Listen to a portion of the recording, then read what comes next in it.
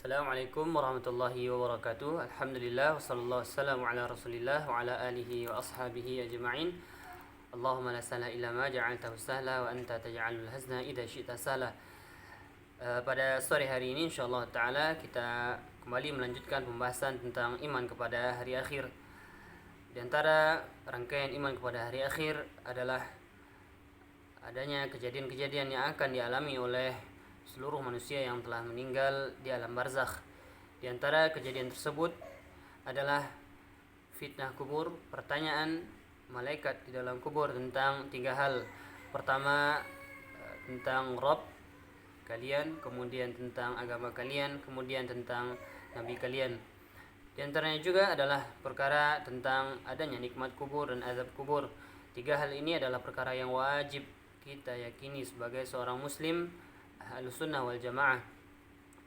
Apabila Anda telah meyakini perkara-perkara tersebut, insyaallah taala inilah yang akan membedakan salah satu akidah kita dengan orang-orang yang menyimpang, yang menisbatkan dirinya kepada Ahlus Sunnah wal Jamaah.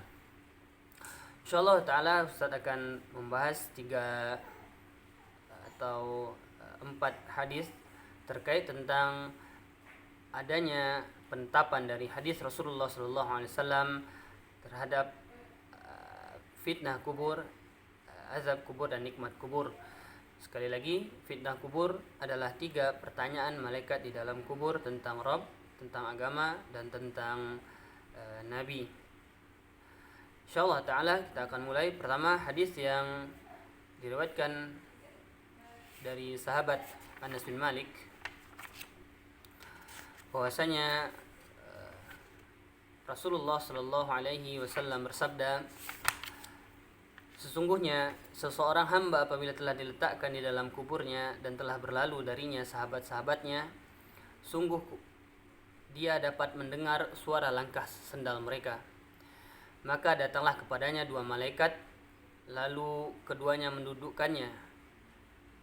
Kemudian keduanya bertanya kepada laki-laki tadi yang telah meninggal, apakah yang engkau katakan tentang laki-laki ini? Yang dimaksud adalah Rasulullah sallallahu alaihi wasallam. Adapun orang-orang mukmin menjawab, aku bersaksi bahwasanya dia, yakni Rasulullah sallallahu alaihi wasallam, adalah seorang hamba dan rasulnya. Maka dikatakan kepadanya, malaikat berkata kepada laki-laki tersebut, lihatlah, tempat tinggalmu di neraka kini diganti oleh Allah Subhanahu wa taala dengan tempat tinggal di surga. Maka dia melihat keduanya, neraka dan surga. Kemudian diluaskan kuburnya 70 hasta dan dipenuhi kuburnya dengan taman yang hijau sampai pada hari dibangkitkan. Adapun orang-orang munafik dan kafir, dia ditanya, apakah yang engkau katakan tentang laki-laki ini? Jawabannya, aku tidak tahu. Aku hanya mengatakan apa yang dikatakan oleh manusia. Malaikat berkata, engkau tidak tahu dan tidak membaca. Lalu dia dipukul dengan pukulan dari besi, 1 kali pukulan di antara kedua telinganya.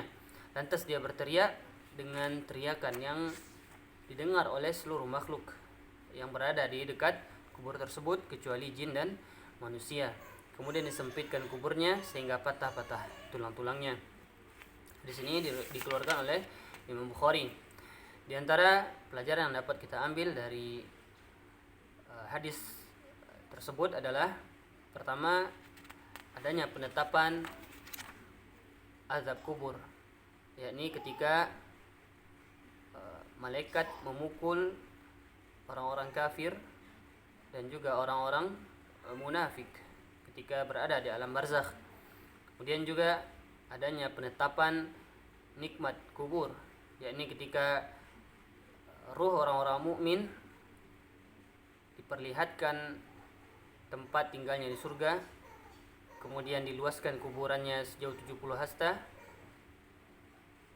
dan diperlihatkan juga taman yang hijau sampai hari kiamat ketika mereka dibangkitkan. Kemudian hadis yang kedua adalah hadis dari sahabat Bara bin Azib radhiyallahu an. Beliau bersabda tentang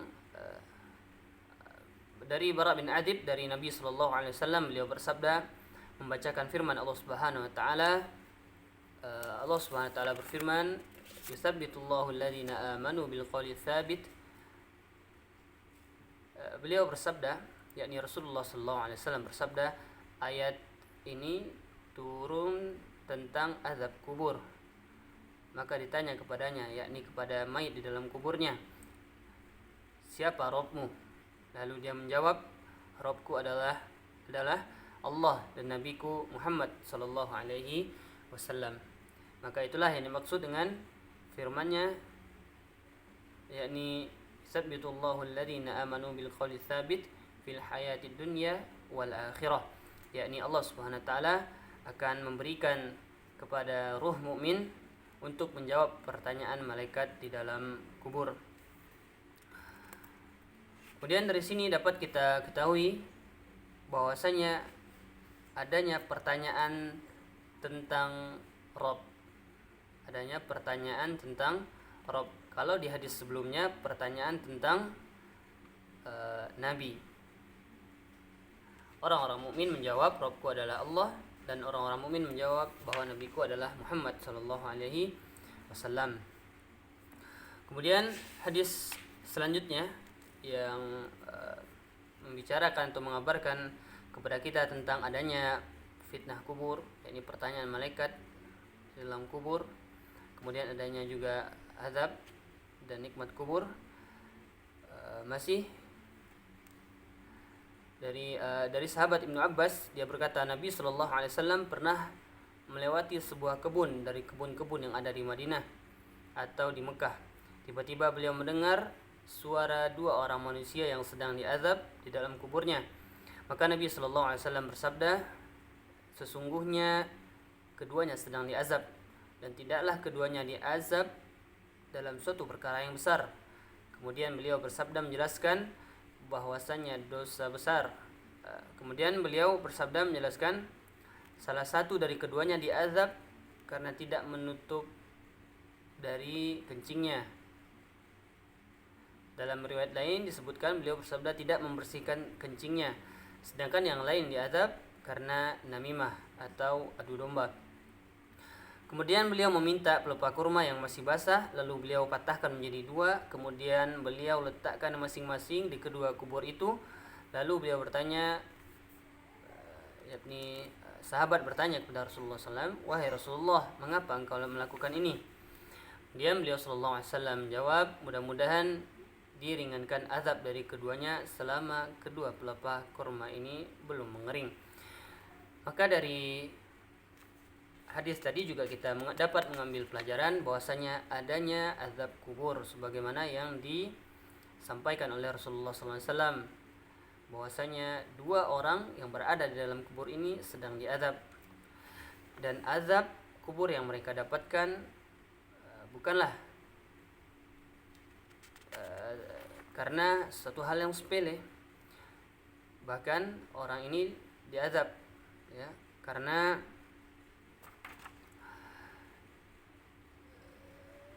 pertama tidak membersihkan diri ketika selesai kencing. Kemudian yang kedua adalah orang yang mengadu domba orang lain. Inilah dua dosa di antara dua dosa yang menyebabkan seseorang diazab di kuburnya. Kemudian dari hadis ini sebagaimana Ustaz sampaikan tadi bahwasanya kita tetapkan adanya azab kubur. Hadis yang membicarakan tentang azab kubur diantaranya juga adalah dari Abu Ayyub, dia berkata Nabi SAW pernah keluar ketika matahari terbenam, lalu beliau mendengar suara orang yang sedang diazab di dalam kuburnya. Maka beliau bersabda, orang Yahudi sedang diazab di dalam kuburnya. Maka dari hadis ini dapat kita mengambil pelajaran, juga kita tetapkan bahwasanya adanya azab kubur, yakni azab kubur itu benar adanya.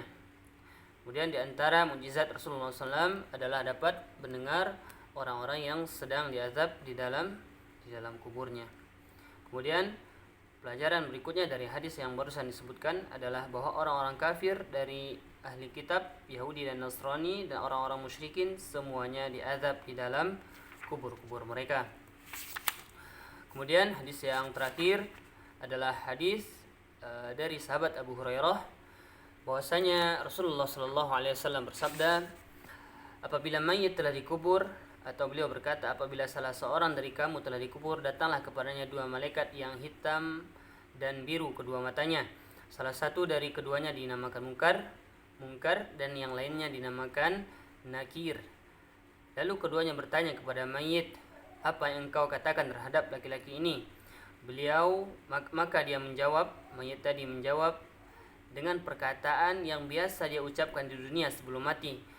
Aku bersaksi sesungguhnya tidak ada satupun Tuhan yang berhak diibadahi dengan benar melainkan Allah Subhanahu wa taala, dan aku bersaksi sesungguhnya Muhammad adalah hambanya dan rasulnya.